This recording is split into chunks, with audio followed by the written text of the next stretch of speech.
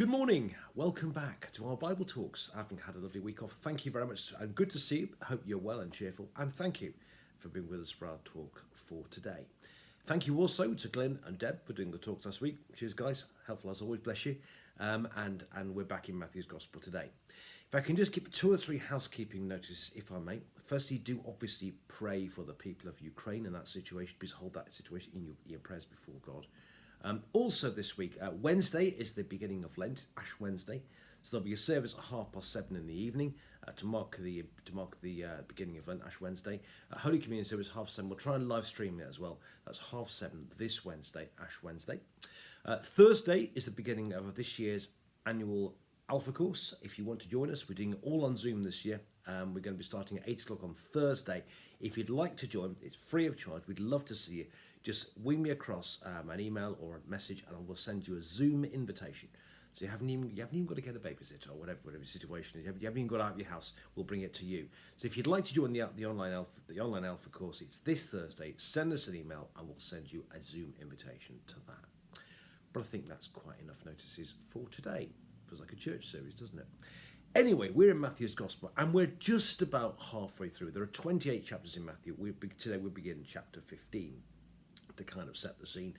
Jesus has healed and done lots of miracles and things, and he's now in the north. He's around the Sea of Galilee.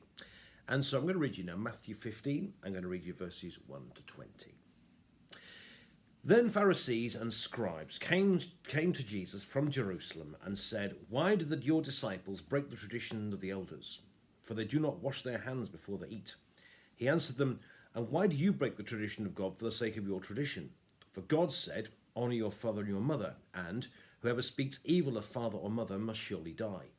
But you say that whoever tells father or mother, 'Whatever support you might have had from me is given to God,' then that person need not honour the father.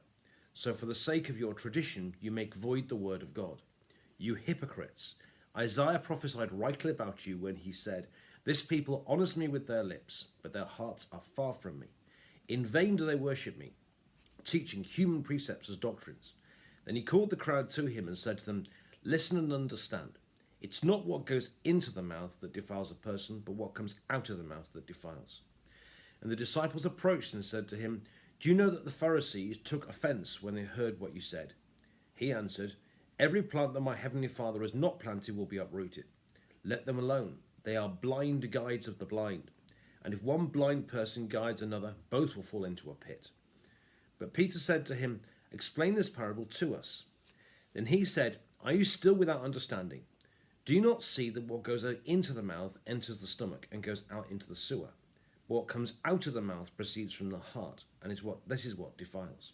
For out of the heart come evil intentions, murder, adultery, fornication, theft, false witness, slander. These are what defile a person, but to eat with unwashed hands does not defile.' And this is the word of the Lord. Thanks be to God."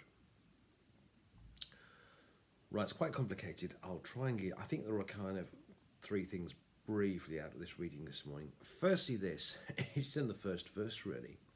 Jesus is up north around the Sea of Galilee, and they send Pharisees and scribes from Jerusalem.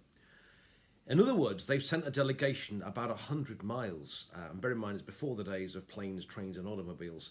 The fastest will have been horse and cart. About 4 days' journey.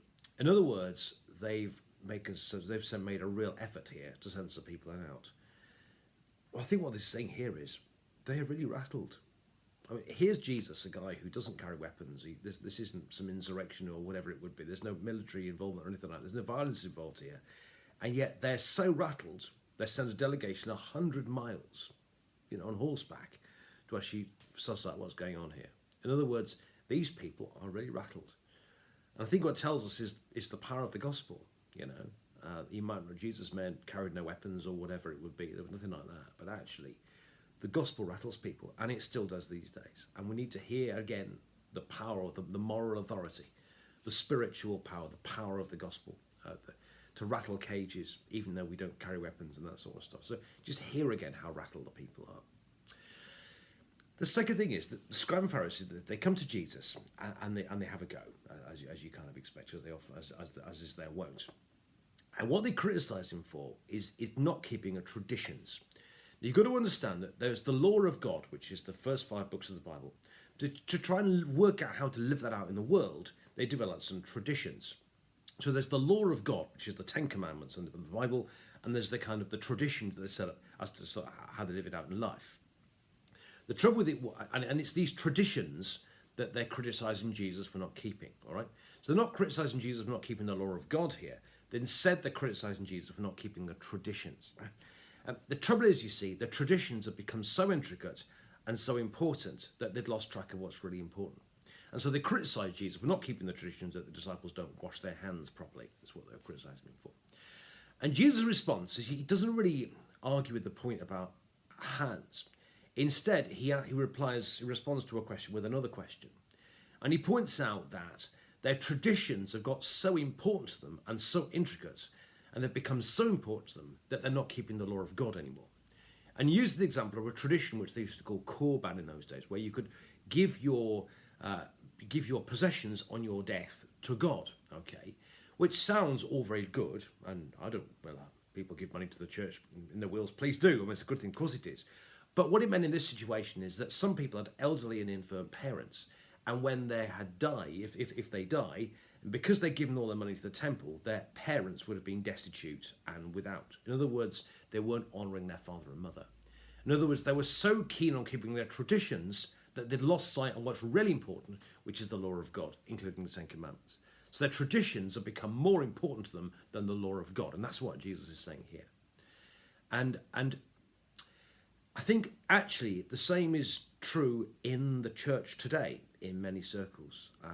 There's the Christian faith, and there's what we call our traditions. There's our ways of doing things. There's our evangelical ways of doing things, or our Catholic ways of doing things, or our ways of doing it because we've always done it this way, or because we like things to change all the time. And often what happens is our theological traditions, our ways of doing things can become so important to us that we forget what's really important, which is the faith of Jesus Christ, the Christian faith, which undermines it all. And I think there's an important message to us all here to remember what's really important, which is what's going on in here.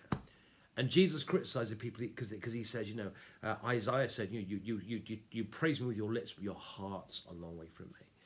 And what Jesus is saying here is, let's make sure our hearts are in the right place. And let's not get so wound up about our traditions that we lose sight of what's really important. That actually we always need to reinterpret the way we're going to do the Christian faith in every generation. But the important thing is that our heart is with God. Our heart is with Jesus. And let's not let our traditions and our ways of doing things, our particular ways of doing Christianity get so important to us that we lose sight of what's really important, which is Christianity itself. Our ways of doing it can sometimes become more important than the actual what it's really about. And I think Jesus is saying here, let's get your hearts in the right place. Honour God with your heart, and the rest will follow. I hope that makes sense. The third thing is, he talks about foods and unclean foods and that sort of stuff. There's a particular kind of doing Christian faith, or doing faith, I should say, which is all about keeping yourself pure. So you kind of keep yourself away from anything complicated and keep away from anything sort of dirty, or, you try to keep yourself pure.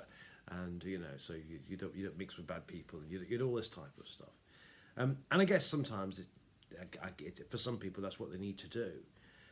But actually, Jesus says here, it's not what goes into a person that defiles them, it's what comes out. So you're not defiled by the people that you eat, or, beg your pardon, the people that you meet, not the people that you hope you don't eat people. You're not defiled by the people that you meet, and you're not defiled by the food that you eat. You're defiled by what comes out of you. In my 55 years, I've met some pretty unsavoury people. I've done prison visiting. I've met all sorts of people over the years, but that's not what I look back on my life. I'm actually quite proud of the fact that I've met lots of people. I'm not defiled. I'm not ashamed by the food I've eaten over the years, and I'm sure my diet isn't what it should be. I'm much more ashamed of what's come out of me when the regrets of my life are not so much nothing to do with the people I've met. It's nothing to do with the food I've eaten. My regrets are the awful thoughts that I know I've had. I'm much more ashamed. I'm much more defiled by the awful things that I've said sometimes, and some of the things that I've done sometimes. I'm much more ashamed of what's come out of me than what's gone into me. And so Christian faith is not about keeping yourself pure from keeping yourself away from bad people, and and it's not about that. It's about getting your heart right. If your heart is right, then good things will come out of you, because it's not what goes into you. It's not the people that you meet that defile you. It's what comes out, and that's what's really important. It's about getting your heart in the right place with God. So, 3 things briefly this morning. Firstly, hear that at this point in the gospel, just how rattled the religious authorities are by Jesus. Secondly, it's about making sure that we keep what's really important at the heart, that we keep the Christian faith at the heart of what we're about, and we don't get so rattled by our ways of doing things, our particular ways of doing Christianity, our traditions of things, that we don't lose sight of what's really important, which is the Christian faith itself. And thirdly, to remember, we're not defiled by the people that we meet or the food that we eat or whatever. It's what comes out of us that we need to get right. It's about getting your heart right with God, and the rest will follow.